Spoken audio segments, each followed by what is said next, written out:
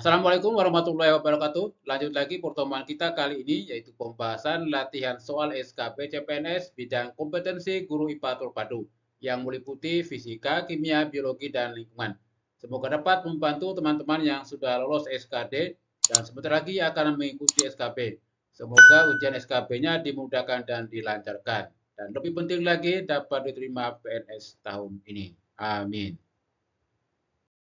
Oke, langsung saja kita mulai tipe soal nomor 1. Perhatikan tabel berikut.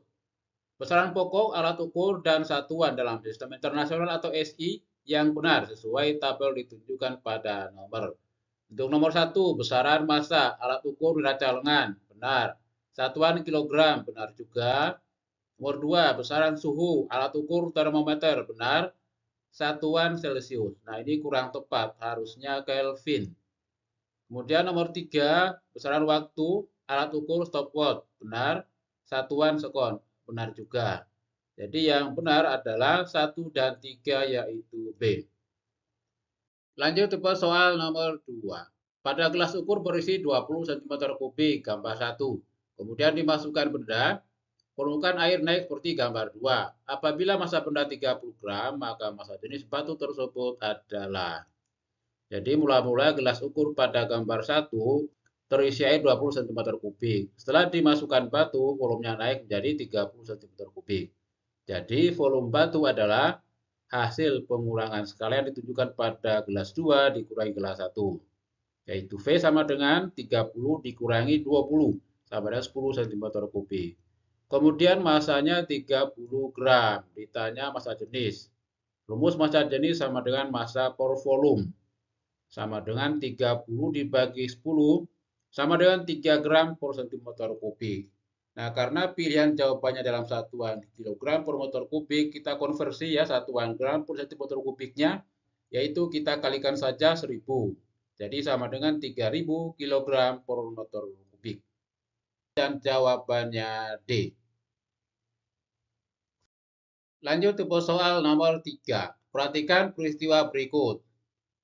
Gerak lurus berubah peraturan diperlambat ditunjukkan oleh peristiwa nomor. Untuk nomor 1, bersepeda dengan kecepatan tetap. Ini termasuk gerak lurus beraturan atau GLB. Nomor 2, bola menggelinding di lantai kasar. Kecepatannya semakin lama semakin berkurang. Berarti termasuk gerak lurus berubah peraturan diperlambat.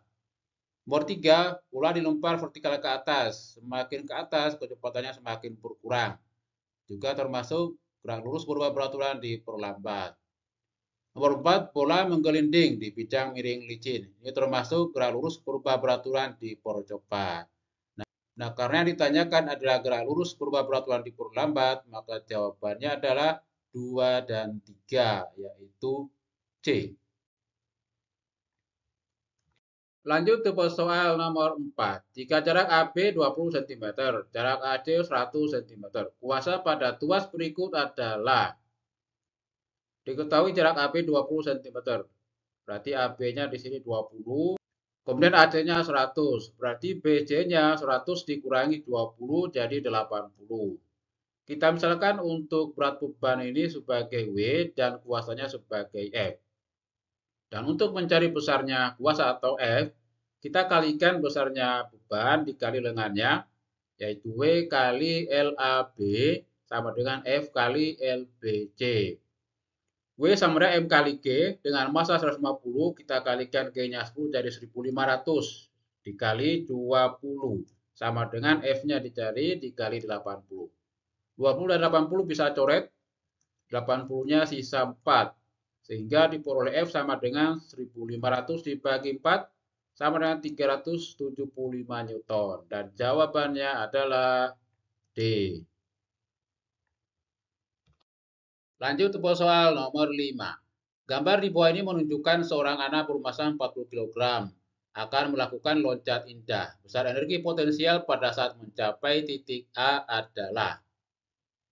Anak ini dari ketinggian 12 meter akan melompat dan sampai di titik A ditanya berapa energi potensialnya. Sebagaimana diketahui, energi potensial dipengaruhi oleh ketinggian atau kedudukannya dihitung dari ketinggian H sama dengan 0. Berarti ketinggiannya dihitung dari sini ya. yaitu hanya sama dengan 12 dikurangi 4, jadi 8 meter.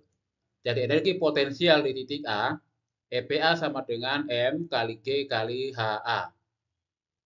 M-nya 40, G-nya 10 kali HA-nya 8. Jadi 40 kali 10 kali 8 sama dengan 3200 Joule. Dan jawabannya adalah C. Jelas ya? Lanjut tipe soal nomor 6. Berikut ini adalah nama beberapa zat. Di antara zat-zat tersebut yang termasuk senyawa adalah untuk nomor 1, udara. Udara ini termasuk campuran ya, karena terdiri dari unsur-unsur oksigen, kemudian hidrogen, nitrogen, helium, dan seterusnya. Jadi nomor 1 termasuk campuran, maka yang A sudah salah, dan yang D juga sudah salah. Kemudian yang campuran juga termasuk air laut. Ini termasuk campuran, karena banyak unsur-unsur yang ada di dalamnya. Berikutnya emas, ini merupakan unsur. Sedangkan yang garam dapur, ini termasuk senyawa yaitu NaCl, dan air suling juga termasuk senyawa yaitu H2O. Jadi yang termasuk senyawa adalah 2 dan 4 yaitu B. Lanjut ke soal nomor 7. Perhatikan pernyataan berikut ini. Berdasarkan pernyataan di atas, yang merupakan sifat dari larutan basa adalah, untuk pernyataan pertama, rasanya masam. Ini termasuk sifat asam. Jadi yang A salah, yang B juga sudah salah. Yang nomor 2, jika dilarutkan akan melepaskan ion hidrogen atau H+. Ini termasuk sifat asam. Maka yang C juga sudah salah, menyisakan yang D. Untuk yang nomor 3 ini mengubah lakmus biru menjadi merah, ini termasuk asam. Yang 4, 5, 6 termasuk sifat dari larutan basa. Jadi jawabannya D. Lanjut ke soal nomor 8.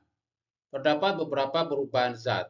Dari perubahan zat di atas yang termasuk perubahan kimia adalah, perubahan kimia ini merupakan perubahan yang menghasilkan zat jenis baru. Sedangkan perubahan fisika tidak menghasilkan zat jenis baru. Untuk nomor 1, kayu dibentuk menjadi meja. Nah, meja ini juga masih bisa disebut kayu. Jadi masuk perubahan fisika. Besi berkarat. Ini termasuk perubahan kimia. Kemudian lilin dipanaskan meleleh. Saat meleleh juga masih menjadi lilin. Maka ini masuk perubahan fisika. Yang 4, bensin terbakar. Ini masuk perubahan kimia. Jadi yang termasuk perubahan kimia adalah 2 dan 4 yaitu D. Lanjut ke soal nomor 9. Di antara senyawa kimia berikut yang digunakan sebagai bahan pembersih adalah, untuk yang A, bensil alkohol ini bahan kimia sebagai pewangi. Kemudian natrium benzoat sebagai pengawet, natrium hipoklorit sebagai pemutih, dan natrium hidroksida sebagai pembersih. Jadi jawabannya adalah D. Lanjut ke soal nomor 10. Salah satu pengaruh fisiologis narkoba terhadap penggunanya adalah, nah di sini ditanya pengaruh fisiologis dari narkoba. Kalau kaitannya dengan fisiologis, artinya berkaitan dengan sistem kerja tubuh. Dan yang paling berpengaruh adalah terjadinya gangguan pada sistem saraf. Nah, dari terganggunya sistem saraf ini, maka akan menimbulkan rasa cemas dan ketakutan, rasa senang yang berlebihan, penyimpangan persepsi, dan seterusnya. Jadi jawaban yang dimaksud adalah D. Lanjut ke soal nomor 11. Pernyataan yang menunjukkan bahwa setiap makhluk hidup memiliki ciri-ciri bergerak adalah, yang A, seekor ular mengeluarkan bisa, ini bukan ciri bergerak. Yang B, setelah dirami selama 21 hari, telur ayam menetas, ini merupakan ciri berkembang biak.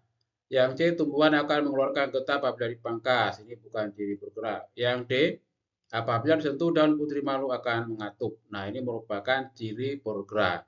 Untuk diketahui, gerak pada tumbuhan terdiri dari dua bagian. Yang pertama gerak endonom atau gerak otonom. Contohnya adalah aliran sitoplasma dalam sel. Kemudian yang kedua adalah gerak esionom. Contohnya adalah menutupnya daun putri malu saat disentuh, atau biasa disebut dengan seismonasti. bergerak karena adanya sentuhan atau getaran. Jadi jawabannya benar adalah D. Lanjut ke soal nomor 12. Perhatikan gambar di bawah ini.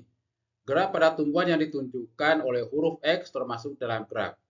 Yang A seismonasti ini gerak karena adanya rangsangan sentuhan atau getaran. Yang B geotropisme positif. Ini gerak ujung akar menuju ke arah pusat bumi. Yang C geotropisme negatif. Ini gerak batang yang menjauhi pusat bumi. Yang D fotonasti gerak karena adanya rangsangan cahaya. Maka huruf X yang menunjukkan ujung akar bergerak ke arah pusat bumi atau biasa disebut dengan geotropisme positif. Jadi jawabannya B. Lanjut ke soal nomor 13. Kacang ercis berbiji bulat B besar disilangkan dengan kacang ercis berbiji keriput B kecil. Dari persilangan tersebut dihasilkan keturunan F1 berbiji bulat. F1 tersebut disilangkan dengan kacang ercis berbiji bulat homozigot dan menghasilkan 600 tanaman. Kemungkinan kacang ercis berbiji keriput sebanyak berapa tanaman? Untuk kondisi P1, yaitu persilangan antara berbiji bulat B besar dan berbiji keriput B kecil.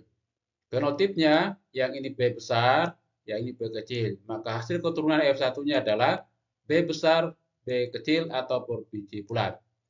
Hasil keturunan F1 ini yaitu B besar, B kecil disilangkan lagi dengan berbiji bulat homozigot B besar. Genotipnya yang ini B besar, B kecil, sedangkan yang ini adalah B besar. Dan hasil keturunan F2-nya adalah B besar, kemudian B besar, B kecil. Yang artinya 100% berbiji bulat. Dan yang kata lain 0% berbiji keriput. Jadi kemungkinan kacang ercis berbiji keriput sebanyak 0 tanaman. Dan jawabannya adalah D. Lanjut ke soal nomor 14. Perhatikan pernyataan berikut ini. Bioteknologi yang dapat meningkatkan produk pangan adalah. Nah, cara cepatnya cukup kita perhatikan dari 4 pernyataan ini yang tidak menggunakan bioteknologi sebagai peningkatan produk pangan. Misalkan untuk yang nomor 2, rekombinasi DNA pada pembuatan insulin. Nah, kaitannya dengan pembuatan insulin ini tidak ada hubungannya dengan meningkatkan produk pangan. Ini hubungannya dengan kesehatan. Jadi nomor 2 salah. Akibatnya yang A salah, yang C salah, yang D juga salah. Menyisakan yang B. Jadi pemanfaatan kultur jaringan pada tumbuhan ini benar. Penggunaan mikroorganisme pada pembuatan tempe juga benar. Sedangkan yang 4 ini penggunaan herbisida pada kebun sayuran. Ini bukan penerapan bioteknologi, jadi salah. Sehingga jawaban yang benar adalah B. Lanjut ke soal nomor 15. Perubahan iklim bumi akhir-akhir ini antara lain disebabkan pemanasan global.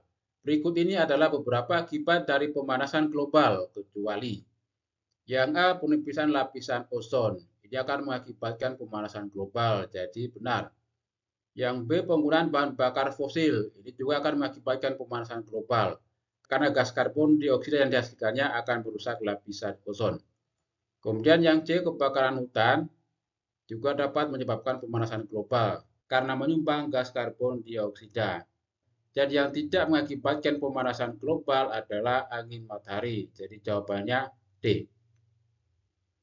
Oke, demikian soal dan pembahasan SKB bidang kompetensi guru IPA terpadu. Semoga bermanfaat. Cukup sekian, terima kasih. Wassalamualaikum warahmatullahi wabarakatuh.